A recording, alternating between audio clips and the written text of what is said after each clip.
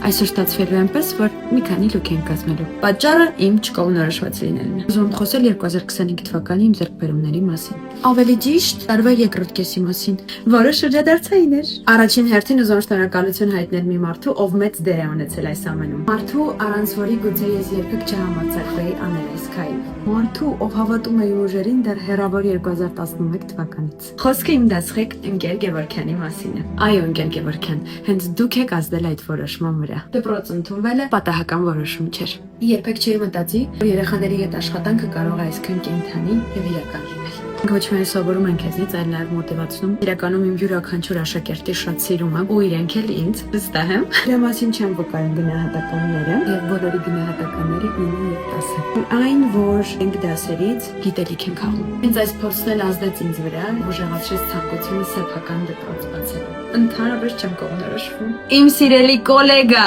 իմ դասղեկ, ես ձեզ անսահման շնորհակալ եմ, ընկեր Գևորգյան ջան։ Շնորհակալ եմ ձեր խոսքերի, մեր զրույցների համար։ Առանց դրանց իմ 2025 թվականը այսքան հագեցած, ամբողջական եւ իսկապես իմը չէր լինի։ Շնորհակալությունները լինում են տարբեր։ Իմը այսօր քաղցր է Ֆերերոյի հետ։ Հաճախ բառերը չեմ բավականացնում նկարագրելու այն շնորհակալությունը ստացումները, որոնք ապրում են ես։ Եվ դրա համար ես դա կանեմ հատուկ բացիկի միջոցով, որը կստեղծեմ Ֆերերոյի կայքում։ Սա կարող է անել ձեզնից յուրաքանչյուրը։ Պարզապես պետք է մտնել կայք եւ լրացնել բացիկը։ Կարևոր խոսքերի ու զգացմունքների արտահայտումը այս ձևով հաճելի հավելում կլինի քաղցր օրերին։ Այնպես որ օգտվեք։